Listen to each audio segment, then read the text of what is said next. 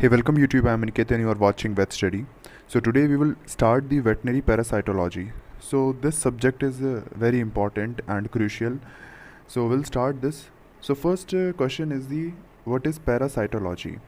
So the parasitology is the science which basically deal with the parasite and host relationship. तो parasite और एक host के बीच में क्या रिलेशनशिप होता है उसकी स्टडी, उसकी साइंटिफिक स्टडी को ही हम क्या बोलते हैं, पैरासाइटोलॉजी बोलते हैं। तो बस इतना सा है।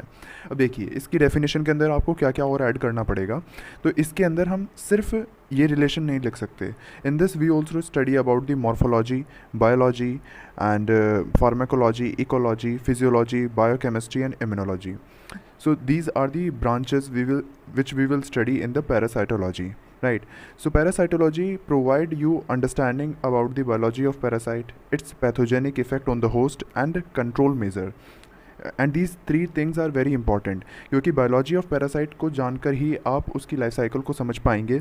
उसका पैथोजेनिक इफेक्ट देख करके आप ये कर सकते हैं कि वो पैरासाइट कितना पैथोजेनिक है, और उसके कंट्रोल मेजर से आप पता करेंगे कि आपको उसे कंट्रोल कैसे करना है, right? And if I talk about the father, then father of this parasitology is the Francisco Redi. Okay, so remember this name. Next we have the word parasite. What is parasite? Actual में हमने देख लिया कि parasite और host की study को हमने parasitology बोला, बट एक्चुअल में ये पैरासाइट होता क्या है और ये होस्ट होते क्या हैं, ठीक है? तो पैरासाइट का मतलब क्या है? Parasite word is derive from the Greek word that is para. Para means beside और near, and sitos means grain और food. So what do we mean by parasite? Parasite एक ग्रीक वर्ड है जिसे हम ब्रेक करेंगे para और साइटोज में. Para का मतलब होता है बिसाइड और नियर, और साइटोज का मीन्स होता है ग्रेन और फूड. अगर मैं इसे डिफाइन करूं तो एक वो ऑर्गेनिज्म, अब ये ऑर्गेनिज्म हमारा क्या हो सकता है? एनिमल भी हो सकता है, और ये ऑर्गेनिज्म हमारा प्लांट भी हो सकता है, राइट? तो वो ऑर्गेनिज्म जो कि दूसरे ऑर्गेनिज्म पर हमारा लिव करता है, डिफरेंट स्पीशीज़ का. ये इंपॉर्टेंट है कि डिफरेंट स्पीशीज़ होना चाहिए, राइट? और उस अपना न्यूट्रिशन उससे लेता है, उसे हम क्या बोलते हैं? पैरासाइट बोलते हैं. तो एक बार मैं और बताता हूँ कि वो ऑर्गेनिज्म, चाहे वो एनिमल हो या प्लांट हो, जो कि दूसरे ऑर्गेनिज्म, दूसरी स्पीशीज़ के ऊपर रहता है और वो अपना न्यूट्रिशन उससे लेता है, इसे ही हम क्या बोलते हैं? पैरासाइट बोलते हैं. अब पैरासाइट की बात हो गई तो होस्ट की भी बात करेंगे. तो होस्ट हमारा क्या है? वो ऑर्गेनिज्म जो कि प्रोवाइड करेगा शेल्टर और नरिशमेंट किसको? पैरासाइट को. वो होस्ट होते हैं हमारे, ठीक है? और एक चीज़ जो आपको इसमें याद रखनी है कि होस्ट हमेशा लार्जर होता है पैरासाइट से. ये बहुत इंपॉर्टेंट है कि host always will be the larger than parasite. And in this we have example of a Taenia solium. So it is also a parasite.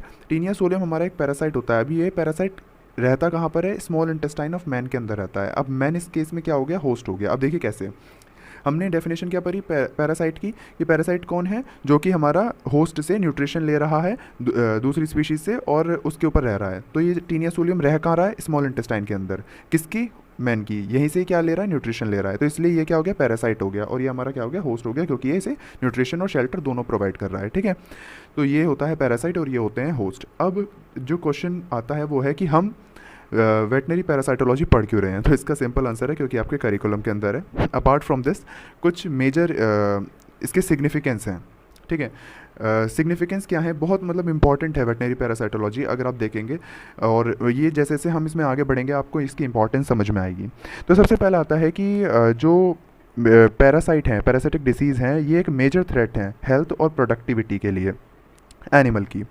और इसके अंदर मॉर्टेलिटी पैरासिटिक इन्फेक्शन से हमारी मोर कॉमन होती है, मतलब. और इम्पॉर्टेंट मैनिफेस्टेशन इसके अंदर अगर आप देखेंगे तो आपको रिड्यूस्ड वेट गेन देखने के लिए मिलेगा. मतलब कि जो वेट होगा एनिमल का वो प्रॉपर्ली वो गेन नहीं कर पाएगा, ठीक है? तो वेट क्या हो जाएगा? कम हो जाएगा, ठीक है? पुअर ग्रोथ होगी एनिमल की, पुअर ग्रोथ होगी, ठीक है?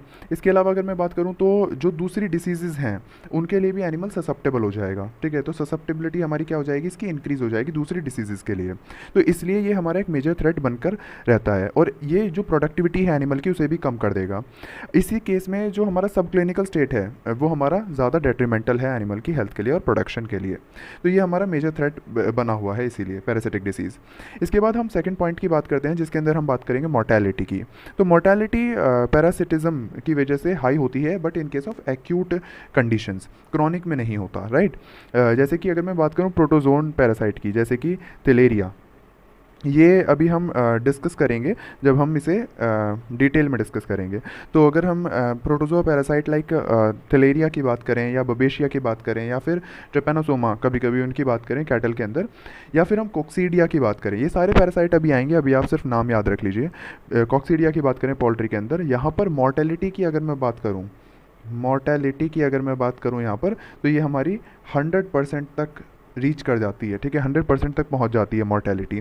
तो इस केसेस में हमें ये समझ में आता है कि मॉर्टेलिटी भी बहुत एक इम्पॉर्टेंट एस्पेक्ट है कि हम क्यों वेटनरी पैरासाइटोलॉजी को पढ़ रहे हैं। अब अगर मैं बात करूं लॉस की, तो पोल्ट्री कॉक्सीडियोसिस की वजह से एक डिसीज़ है जो कि कॉक्सीडिया की वजह से होती है पोल्ट्री के अंदर।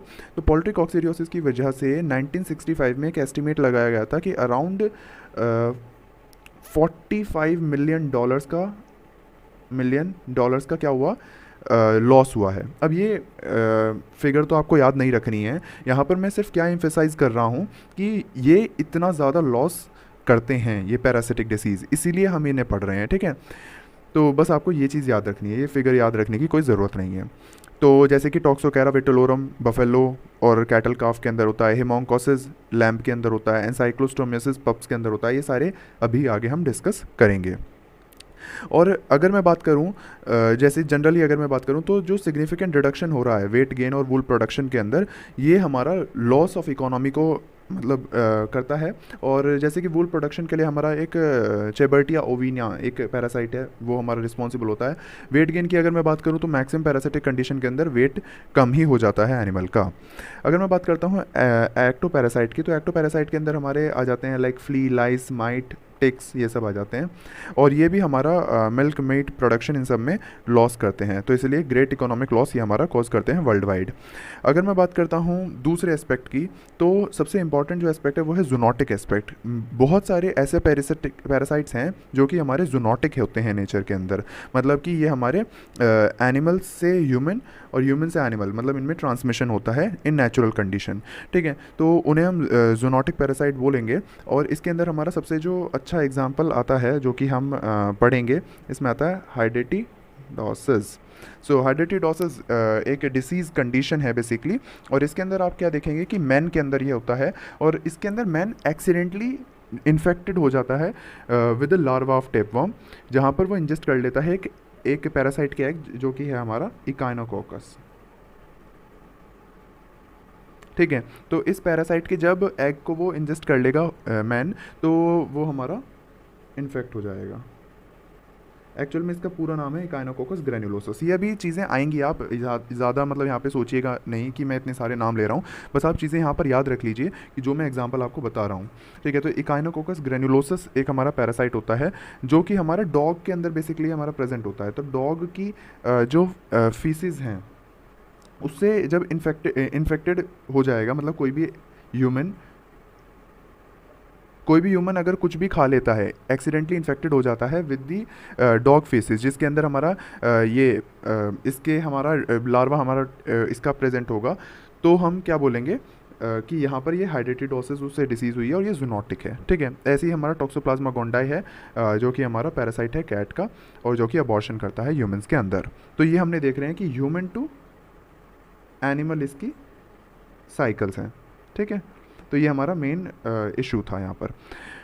और इसके बाद अगर मैं हिस्ट्री की बात करूँ, तो हिस्ट्री के अंदर बहुत ज़्यादा कुछ है नहीं, आपको फ्रांसिस्को रेड्डी को याद रखना है, ठीक है, फाउंडर ऑफ पैरासाइटोलॉजी याद रख सकते हैं, क्योंकि इसके अलावा बहुत सारी चीज़ें हैं, आप हिस्ट्री खुद देख सकते हैं, ऐसा कुछ मेजर उसके अंदर इशू है नहीं।